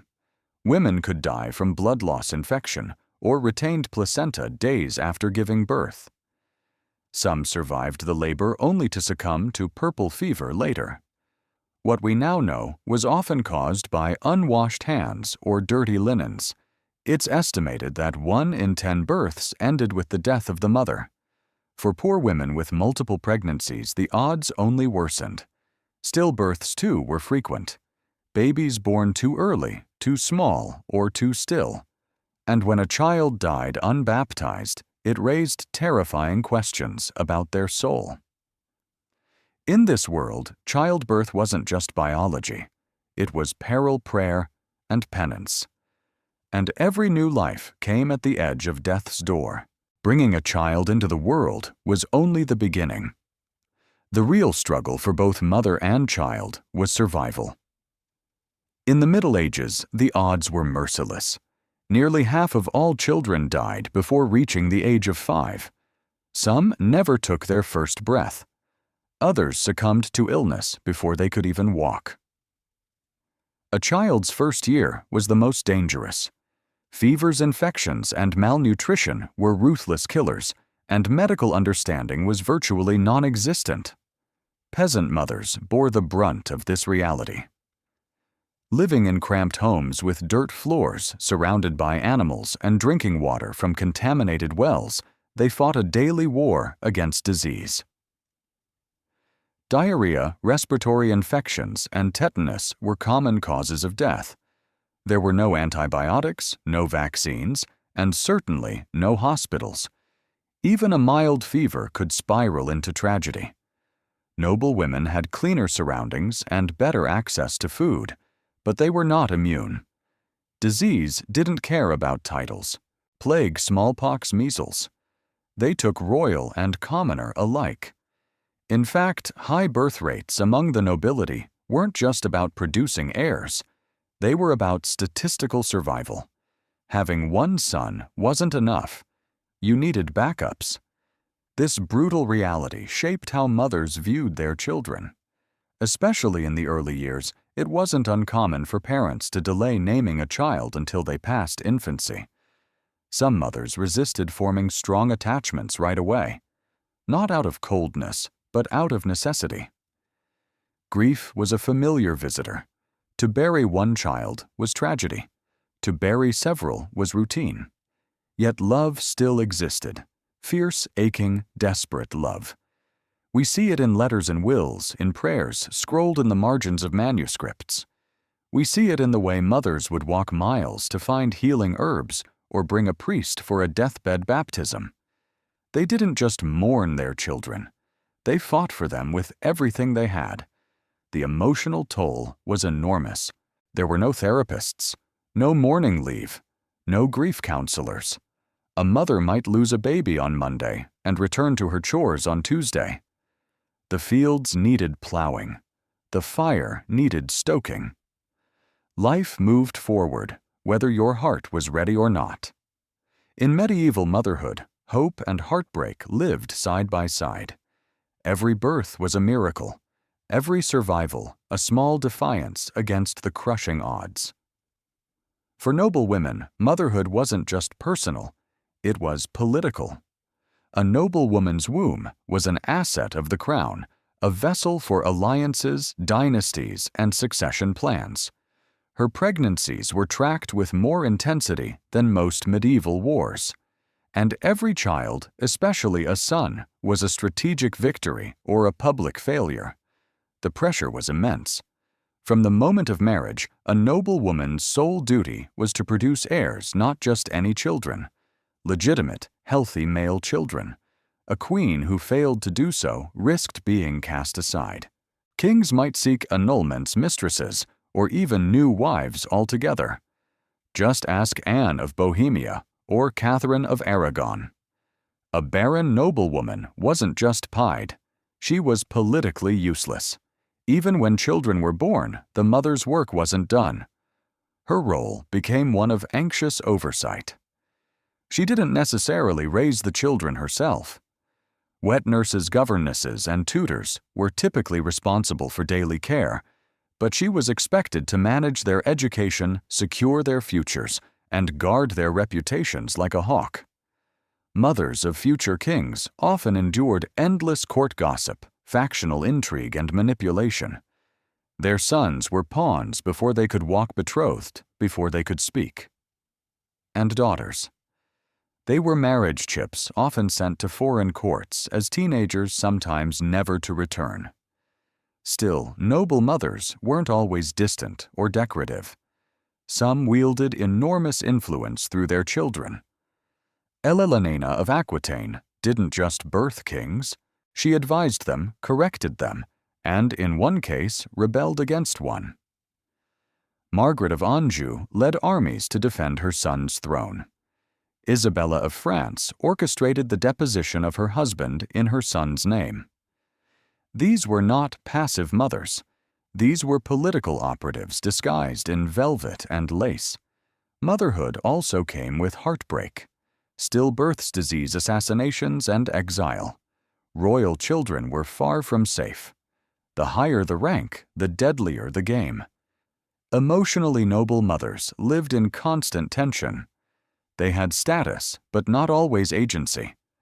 Love for their children was real, but often tangled with duty. They were expected to sacrifice their bodies, their privacy, and even their maternal instincts for the good of their house. If noble women bore the weight of dynasties, peasant mothers carried the full burden of survival, raw, relentless, and unromantic. For the medieval peasant woman, motherhood wasn't a stage of life. It was life itself. It began, young, ended late, and rarely offered rest in between. These women typically married in their mid-teens and were pregnant almost constantly through their 20s and 30s. With no access to reliable birth control, and with the Church staunchly condemning any form of contraception, pregnancy was a near constant state. Each child born was another mouth to feed, but also potentially another pair of hands to work the land. Peasant women gave birth at home. No doctors, no clean linens, and no privacy. A neighbor midwife might assist or not. Some women gave birth alone in barns or fields, returned to laboring within hours, and hoped not to bleed out under the sky. Death during or after childbirth wasn't uncommon, and no one issued apologies for it. Life was cruel, fast, and unsentimental. Child rearing began the moment the umbilical cord was cut. There was no such thing as maternity leave. Infants were swaddled tightly and either carried on the mother's body while she worked or left in cradles near half-fires, supervised by older siblings, or none at all. Crying wasn't coddled. It was a sound absorbed into the rhythm of daily toil. Mothers taught their children by example how to feed chickens, gather firewood, weed gardens, and patch clothes. Even toddlers were expected to fetch water or carry messages. Every child needed to contribute. Childhood, as we think of it, innocent, protected, full of toys and schooling, simply didn't exist. And yet, despite the hardship, there was affection. Mothers sang lullabies, braided their daughters' hair, whispered prayers as they tucked children beside them on shared straw beds. Love was expressed through food, through warmth, through sacrifice. A mother giving her portion of bread to a hungry child. A mother walking barefoot so her son could wear her only pair of shoes to church. Peasant motherhood was a masterclass in endurance. These women carried not just babies but burdens, firewood expectations, and loss. Their backs bent with the weight of a world that never paused even when they buried a child. And still, they kept going. In the medieval world, feeding a baby was a matter of both biology and hierarchy. For most mothers especially, peasants' breastfeeding was non-negotiable.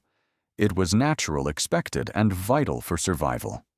Formula didn't exist, and animal milk was risky and often contaminated. A mother's body was the only lifeline. Peasant mothers breastfed their babies for as long as possible, often well into toddlerhood, because they had to. Breastfeeding not only nourished the child, it also acted as a form of rudimentary birth control, slightly delaying the return of fertility and accidental mercy in a world of near-constant pregnancies. These women worked the fields with infants strapped to their backs, pausing to feed them between planting and harvesting. But in noble households, the rules changed. For upper-class women, breastfeeding was often considered beneath their station, physically draining, emotionally inconvenient, and culturally unfitting for a lady of refinement.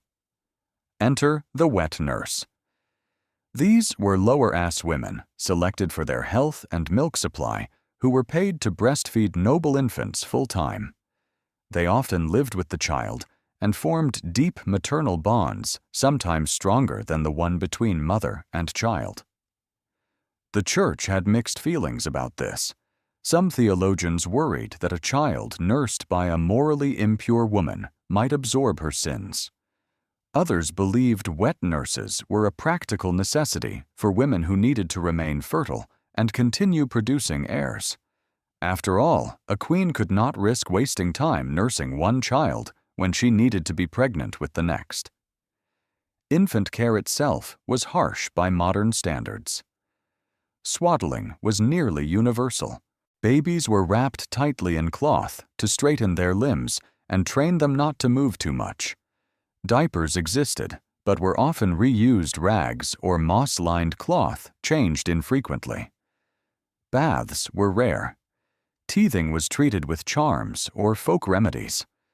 Cribs were hard if they existed at all. Babies often shared a bed with their parents, increasing the risk of accidental smothering. Sickness struck quickly. Remedies ranged from herbal infusions to prayers to saints. And if a child died, especially in infancy, some believed it was God's will or worse punishment for the mother's sins. Still, mothers did what they could.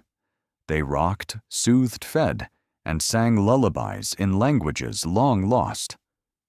Love found its way even in the mud and shadows of medieval life. In medieval Europe, motherhood wasn't just physical labor.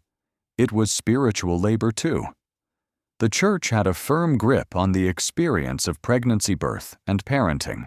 Everything from conception to burial was soaked in religious meaning, and a mother's soul was always under scrutiny. Before childbirth, women often turned to saints for protection. Saint Margaret of Antioch was especially popular among expectant mothers. Legend claimed she could protect them during labor, because she herself had once emerged unscathed from the belly of a dragon. Her prayers were recited, her image worn on tokens, her name whispered during contractions. Childbirth, in the eyes of the Church, was tainted by sin. Thanks to the story of Eve, women were told that pain in labor was punishment for humanity's original fall. So even in the most joyful moment, the birth of a child, a mother was reminded of her innate guilt, and if she died in childbirth without confession, she risked spiritual peril. Once the baby was born, baptism became the next urgent step. The fear of limbo was real. If a child died before being baptized, many believed their soul would be denied heaven. Midwives were sometimes authorized to perform emergency baptisms if a baby was too sick to wait for a priest. The idea of eternal damnation for a newborn was horrifying, but not uncommon in medieval theology. Superstition filled in where doctrine left gaps. Mothers tied charms to cradles, hung herbs above doorways, or drew protective symbols in ashes on the floor. The evil eye malevolent fairies and demonic spirits were all blamed for sickly babies or miscarriages. Some mothers whispered secret names for their children to confuse spirits who might come to steal them away. The church also had control over how women were reintegrated into society after birth. The churching ceremony, usually held about 40 days after delivery, was a kind of ritual purification. Until then, a mother was considered spiritually unclean and was expected to stay out of public worship. The ceremony was meant to bless and welcome her back, but it was also a subtle rebuke. Childbirth, though necessary, left a stain. Despite the harsh theology, many mothers found comfort in faith. Prayer was protection, Keitel was reassurance, and hope lived somewhere between the Psalms and the pain. Once a child survived infancy, the next phase of medieval motherhood began shaping a human who could survive in a brutal world. And this meant discipline, hard truths, and often early separation. For peasant mothers, education wasn't about books. It was about survival skills. From the moment a child could walk, they were expected to contribute. Girls helped gather firewood, feed chickens, and carry water. Boys learned to tend animals, swing tools, and follow behind their fathers in the fields. Mothers were the first teachers, showing their children how to knead dough, spin wool, or patch a worn tunic. The lessons were practical, immediate, and passed down like heirlooms. Discipline was stern, but not necessarily cruel. In a world where disobedience could mean death, a wandering child might drown in a well or be kicked by a horse. Strictness was a form of love. Corporal punishment was common, but so were rewards. A warm meal, a kiss on the forehead, a song by the hearth. Affection and correction often went hand in hand. Among the nobility, education took a different shape. Boys were sent off to train as pages or squires often before they turned 10. Girls were sometimes placed in convents or noble households to learn etiquette, embroidery, and the finer points of courtly behavior. For noble mothers, this meant letting go of their children early, sometimes never to raise them at all. That didn't mean they didn't care. Letters from noble women revealed deep concern for their children's health, marriages, and reputations. A noble mother might not tuck her child in every night, but she was often behind the scenes arranging their futures like a chess master. Still, the emotional toll of separation was real. Children might be raised by strangers, nursed by others, and married off by 15. A mother might hear of her child's death via messenger, or not at all. And yet, medieval mothers found ways to stay connected through prayers, through keepsakes, through traditions. They passed down songs, names, and customs, embedding themselves in their children's lives, whether near or far. Medieval motherhood wasn't about holding on. It was about preparing to let go early, often, and without guarantee. Medieval mothers rarely left written records. They didn't pen diaries or publish books, but their fingerprints are everywhere. In the lullabies that survived, the traditions passed down, the prayers carved into chapel walls, and the bones of the children they raised against all odds. Their love didn't look like ours. There were no baby showers, no ultrasound photos on the wall. Affection was quiet, practical, and often masked by the need to stay emotionally guarded. After all, when so many children died young, to love deeply was to risk devastation. And yet mothers did love fiercely, patiently, and without pause. We find traces of that love in the margins of medieval texts, where a woman scribbled her lost child's name beside a prayer in letters from queens, begging for news of their children. In the battered shoes left on graves in folk tales, where mothers trade their lives for their children's safety. These weren't symbols of weakness. They were acts of defiance in a world constantly testing maternal strength. Loss was a constant companion. Stillbirths, fevers, plagues, war. A mother could raise 10 children and bury 6. Mourning was private, often silent, yet carried for a lifetime. Grief wasn't always spoken, but it was never absent. And still they endured. They endured childbirth with no medicine. They endured the shame of barrenness and the pain of losing child after child. They endured the church's scrutiny, society's demands, and their own body's limits. Some endured violence from husbands. Others endured exile, poverty, or starvation. But through it all, they nurtured, protected, taught, and most miraculously hoped. Their legacy isn't written in stone monuments, but in generations that followed. They are the unnamed ancestors who fed us, clothed us, and somehow made it all work. They built the foundations of family and survival, even when the odds said they shouldn't have. Medieval motherhood wasn't saintly, and it wasn't soft. It was tough, complicated, heartbreaking, and brave. It was sometimes joyful, often tragic, always vital. In every sense, these women were the silent architects of the medieval world. And though history rarely carved their names into its walls, their labor shaped kingdoms, their choices molded futures, and their sacrifices echo into us long after the cradles were emptied and the prayers faded. Long before we ever glimpsed the moons of Jupiter or the rings of Saturn, humanity stared up at the night sky with wonder and very limited tools. In the pre-telescopic world, the cosmos was a vast, unreachable canvas. People tracked stars, plotted planets, and marked the seasons. But they did it all with the naked eye. And that eye, remarkable as it is, has limits. For most of human history, the sky was interpreted more than it was studied. Ancient cultures turned constellations into stories. Orion was a hunter. Scorpio, a scorpion sent by the gods. The Greeks named wandering lights planets wanderers because they moved differently than fixed stars. But no one really knew what they were. Were they fiery chariots, crystal spheres, divine lanterns? No one had any way to look closer and find out. Observation meant standing under the stars and recording what could be seen. Tools like the astrolabe developed by Islamic astronomers helped track celestial motion with surprising precision. The Babylonians and Mayans kept meticulous calendars and predicted eclipses.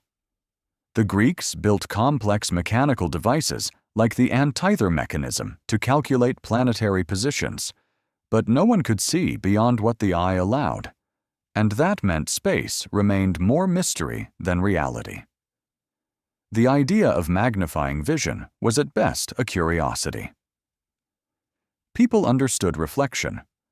Mirrors existed, but refraction, the bending of light through a lens, was still a misunderstood phenomenon. The science of optics was in its infancy, and no one had yet considered applying it to the stars. More importantly, no one imagined that the sky itself could change. The heavens were considered perfect, eternal, and unchanging. Aristotle's realm of divine order. The earth, by contrast, was corrupt and chaotic. This belief held back scientific progress for centuries. Why build a device to examine something you already believed to be flawless? And yet, the need was there, buried in the questions humanity kept asking. What are the stars made of?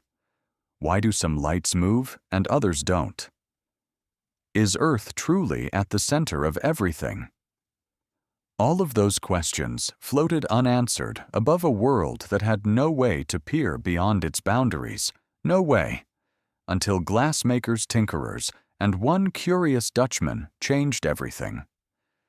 Long before anyone dreamed of peering into the stars, ancient people were already bending light, just not intentionally. In fact, the earliest lenses were likely accidents. Transparent crystals like quartz or beryl could naturally magnify objects when shaped just right. These stones, polished and rounded by hand or nature, would occasionally reveal something curious. Objects looked larger when seen through them. To our ancestors, it must have seemed like magic. By the first millennium BCE, the Assyrians had crafted what we now call the Nimrud lens, a piece of rock crystal possibly used to magnify or focus light. Its exact purpose is debated. Was it part of a scientific tool or just decorative? Regardless, it proves one thing. Humans had started to notice that light could be manipulated. Fast forward to ancient Rome, where reading stones appeared hemispherical pieces of glass placed directly on texts to enlarge the letters beneath. They were the precursors to magnifying glasses and a direct link in the evolutionary chain of optics. These tools didn't explore the sky, but they gave humanity a hint sight could be enhanced. Yet the real leap came not in Rome, but in the Islamic Golden Age. In the 10th and 11th centuries, a polymath named Ibn al-Haytham, known in the West as Alhazen, revolutionized the study of light. He wasn't building telescopes, but his work laid down the theory of how they would one day work. Alhazen conducted experiments with glass mirrors and water to understand how light traveled and bent. He proposed that vision wasn't sent out from the eyes as many believed, but rather that light entered the eyes. An insight so obvious today, it's hard to believe it was once controversial. His Book of Optics laid out principles of refraction and reflection, defining the science of light centuries before Europe would rediscover it. Though these thinkers never applied their theories to the stars, they built the intellectual scaffolding needed for future inventors. Their writings, once translated into Latin, spread through medieval Europe, setting the stage for the explosive optical experimentation of the Renaissance. By the 13th century, the science of optics had quietly crept into everyday life, not through astronomy, but through a far more personal issue, bad eyesight. In the bustling workshops of Italy, particularly around Venice, glassmakers began crafting lenses to help aging monks and scholars read their manuscripts. The result? Spectacles. The earliest spectacles appeared around 1285, likely in Pisa or Venice. They were simple convex lenses framed in wood or metal, designed to sit precariously on the nose. There were no temples, no arms to hook behind the ears. Users simply pinched them into place or held them up by hand. But the effect was revolutionary. For the first time, people could fight back against fading vision. The popularity of reading glasses spread fast, especially among clergy and educated elites. Monks could now read scripture well into their later years. Scholars could pore over texts late into the night. Glassmakers had stumbled upon a booming industry, even though they didn't fully understand the physics behind what they were selling. Still, this new obsession with magnification planted an idea in the collective imagination. If glass could help us see the small, could it also help us see the distant? The leap wasn't immediate. For centuries, spectacle making remained a trade focused on individual needs, helping people see books and thread needles. But in the background, knowledge of convex and concave lenses slowly matured. Artisans began playing with lens shapes. Scholars copied and built upon old Arabic texts about refraction. Tinkering became more ambitious. The Renaissance, with its mania for rediscovery and reinvention, poured fuel on this fire. Experimenters began combining lenses, sometimes in play, sometimes in pursuit of genuine innovation. And eventually, someone stumbled upon a configuration that did something unexpected. It brought distant objects closer. That someone, according to most accounts, was Hans Lippershey, a Dutch spectacle maker who around 6008 assembled a device that could magnify faraway objects. It wasn't perfect, but it worked. His invention, a simple tube with 2 lenses, was dubbed the spyglass. It had the power to change warfare navigation, and soon the cosmos. But Lipoushi wouldn't be the one to turn it to the stars.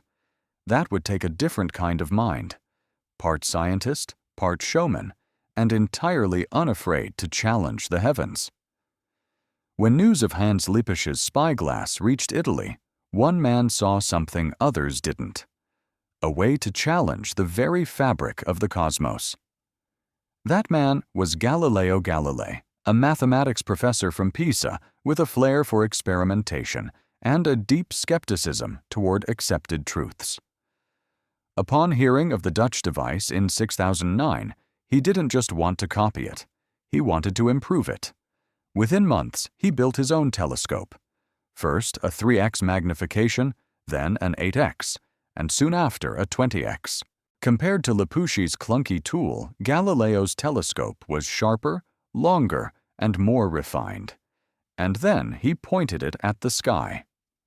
The moment was historic. Through his handmade lenses, Galileo became the first human to truly see the heavens. What he found shattered the delicate divine perfection taught by Aristotle and defended by the Church. The moon, for instance, was not a smooth, glowing sphere. Galileo saw craters and mountains' imperfection. The Milky Way wasn't a milky smear. It was made up of countless stars. Jupiter, thought to be just another wandering light, had moons, 4 of them orbiting the planet like tiny celestial satellites. He named them the Medicean stars after his patrons, but we know them today as the Galilean moons Io, Europa, Ganymede, and Callisto. And most shocking of all, Venus had phases just like the moon, proving it orbited the sun, not Earth. With each observation, Galileo drove a dagger into the heart of the old geocentric model. The Earth, it seemed, was not the center of everything. The universe was bigger, stranger, and more dynamic than anyone had imagined. Galileo published his findings in Sidereus Nuncius, the Starry Messenger, in 1610. It was a sensation, a celestial tell-all. Crowds gathered to see his telescope. Scholars praised him. The Church grew uneasy because this wasn't just a scientific tool anymore. The telescope had become dangerous. It offered evidence that contradicted centuries of theological doctrine. The heavens, once thought immutable and divine, now looked messy, changing, and full of motion. Galileo hadn't just invented astronomy. He had weaponized vision. And with a few polished lenses, he had started a war between observation and belief.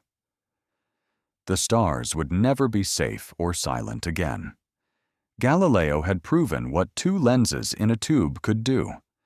But his Galilean design, one convex lens at the front, one concave at the eyepiece, had limits. A narrow field of view, blurry edges, and paltry magnification once you pushed beyond 30x. Enter Johannes Kepler, the German mathematician already famous for his laws of planetary motion. Reading the Starry Messenger in 1610, Kepler asked a simple question: could the optics be better? Within a year, he produced dioptric, a treatise that rewrote the rulebook of lenses. Kepler proposed swapping Galileo's concave eyepiece for a second convex lens. The image would flip upside down, but the payoff was huge. A wider field, sharper focus, and theoretically unlimited magnification. Kepler himself never built the device. He spent his life juggling patronage plague and family tragedy. But his blueprint spread across Europe like contraband. Tinkerers seized on the idea. In Italy, Francesco Fontana crafted long, unwieldy instruments, some stretching 6 meters, claiming 160x power. In the Netherlands, Christian Huygens and his brother would later push the length past 30 meters to hunt for Saturn's rings. But the first verified Keplerian telescopes appeared in the 1630s, likely built by the Jesuit astronomer Christoph Scheiner. He demonstrated one to the emperor in Vienna. Dazzling courtiers, with right-angled spies on distant church spires, albeit all upside down. The inverted view was a small price to pay for clarity. Yet it created a new market, erecting eyepieces and clever mirror diagonals for land-based viewing. Artisans in Paris and London competed to sell astronomical versus terrestrial models. Telescopes were no longer scientific curiosities. They were luxury items for nobles who wanted to brag about seeing ships before they reached harbor. Meanwhile, Kepler's optics ignited serious science. With clearer images, astronomers could sketch sunspots, map lunar valleys, and time Jupiter's moons so precisely that they proposed using them as celestial clocks for longitude. The telescope was evolving from a disruptive gadget into an indispensable instrument. Yet every added inch of focal length made tubes sag and glass blur. The race was on for shorter telescopes with longer power. That challenge would summon a genius who hated chromatic smears and loved apples. One Isaac Newton. The arms race of vision was far from over. It was only changing shape. By the mid-600s, the refracting telescope had stretched to absurd proportions. In pursuit of better magnification, astronomers were building scopes longer than houses, some over 100 ft long, just to tame a frustrating floor. Chromatic aberration. This was the rainbow-colored smudge that bled around bright objects. As light passed through curved lenses, colors split like a prism, creating blurry halos. No matter how carefully a lens was shaped, the colors refused to behave. Enter Isaac Newton, a man who not only understood the problem, but also refused to tolerate it. Newton already famed for calculus, and gravity turned his razor-sharp intellect to optics. His solution stopped using lenses altogether. In 1668, Newton introduced something radical, the reflecting telescope. Instead of bending light through glass, he used a curved mirror to collect and focus it. Mirrors didn't split light into rainbows. They didn't need to be hundreds of feet long. And best of all, they could be short, powerful, and precise. Newton's design used a concave primary mirror at the bottom of the tube, which reflected light to a flat diagonal mirror, then into the eyepiece mounted on the side. It looked nothing like Galileo's spyglass. But it worked. The image was crisp clear, and most importantly, free of color distortion. At first, Newton kept his invention quiet. He wasn't a fan of public drama. But by 1672, he presented the telescope to the Royal Society, and it caused a stir. Here was a compact instrument with better performance than refractors many times its size. Observers could now study Jupiter's belts, Saturn's rings, and the rugged lunar surface with stunning detail, and from a backyard, not a cathedral rooftop. Still, the reflecting telescope came with its own challenges. Making a perfectly parabolic mirror was difficult. Early versions used polished metal, which tarnished quickly and had to be repolished constantly. But the core idea was revolutionary, and its potential undeniable. Newton's invention didn't replace refractors overnight, but it cracked the telescope wide open. Astronomers now had two competing paths: lenses or mirrors. And as mirror technology improved, Newton's quiet rebellion would reshape the very architecture of astronomy. The universe hadn't changed, but the way we saw it just took a leap forward. By the 18th century, telescopes had escaped the hands of individual tinkerers and entered the age of national pride, royal funding, and scientific ambition. The telescope was no longer just a clever invention. It was now a weapon in the battle to understand the universe. And across Europe, astronomers were wielding it like never before. One named towers above this era. William Herschel, a German-born musician turned self-taught astronomer. Herschel moved to England and became obsessed with the night sky. With the help of his brilliant sister Caroline Herschel, he began building massive reflecting telescopes in his backyard, melting metal casting mirrors, grinding lenses by hand. One of his designs reached over 40 ft long with a 4T wide mirror. It was the largest telescope in the world at the time, and with it, he made history. In 1781, Herschel discovered Uranus, the first new planet found since ancient times. It shook the foundations of astronomy. Suddenly, the solar system was bigger than anyone had imagined. Herschel didn't stop there. He charted thousands of stars, catalogued nebulae, and coined the term galaxy. He speculated that some of the fuzzy clouds seen through his telescope might be entire island universes far beyond our own. Caroline, meanwhile, became a respected astronomer in her own right. She discovered several comets, refined star charts, and published groundbreaking catalogues, working tirelessly beside her brother in the observatory. Elsewhere, the telescope was also helping scientists crack long-standing puzzles. Astronomers used it to track transits of Venus, calculating the Earth's distance from the Sun. Telescopic measurements improved celestial navigation, allowing ships to traverse oceans with far greater precision. Naval empires, quite literally, depended on the sky. And while Newton's reflectors remained elite instruments, achromatic refractors, which reduced chromatic aberration using special lens combinations, were now commercially available. Opticians like John Doend refined lenses to sharpen the image without the rainbow smears, offering the best of both worlds' clarity and color correction. Observatories were being built across Europe, Paris, Berlin, Greenwich. Astronomy became institutionalized. Telescopes sat not just in scholars' attics, but in towers, domes, and royal estates. They had become symbols of enlightenment and empire. This was the golden age of stargazing, when the telescope wasn't just expanding our view, but our very place in the cosmos. As the 19th century dawned, the telescope entered its industrial phase. What began as handmade tubes of brass and glass now became precision-engineered instruments of steel, bronze, and cast iron.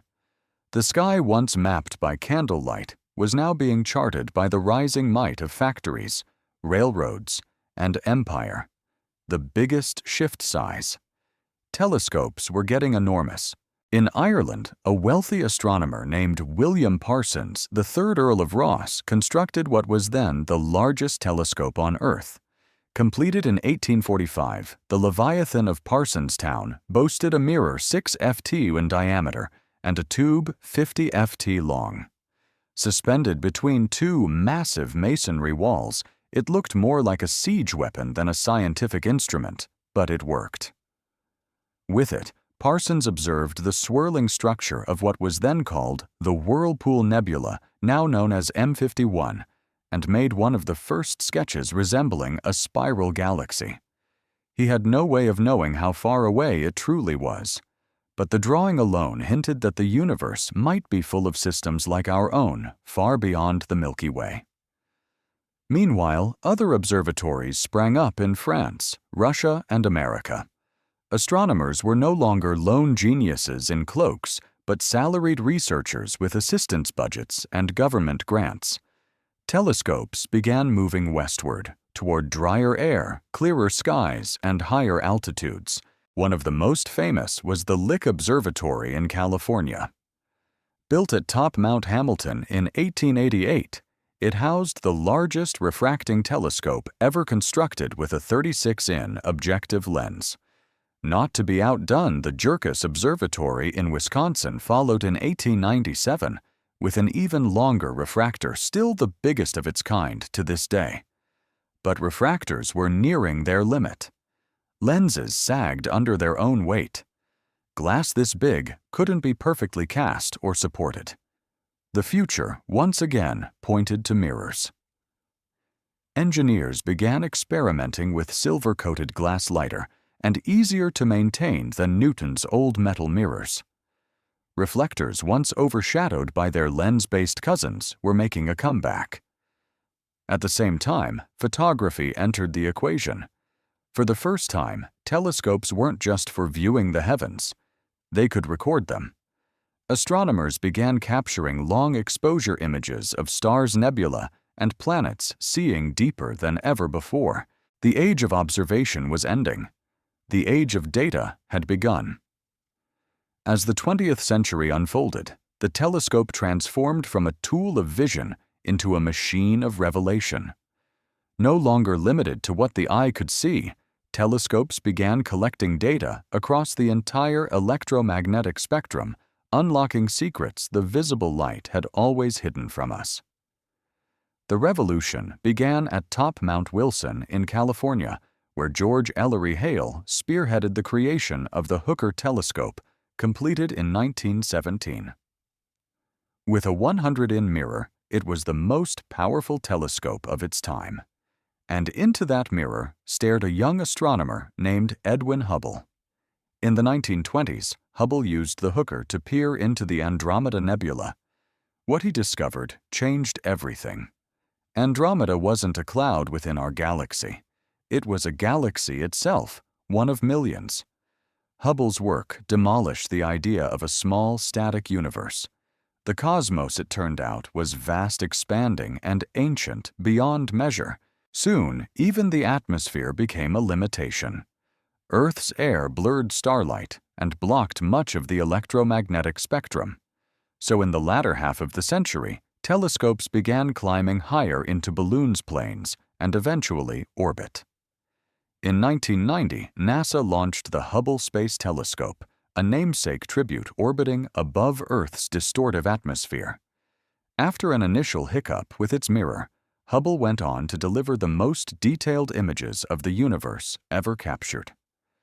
Pillars of gas, dying stars, infant galaxies. It stared deeper into time than any human eye ever had. And Hubble was just the beginning. Radio telescopes like those at Arecibo and the Very Large Array in New Mexico allowed scientists to listen to space.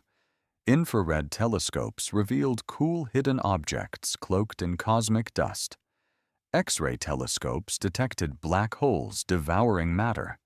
Each new type of telescope revealed a new layer of the cosmos. Then came the James Webb Space Telescope, launched in 2021, far more sensitive than Hubble designed to look back over 13 billion years to the dawn of galaxy formation.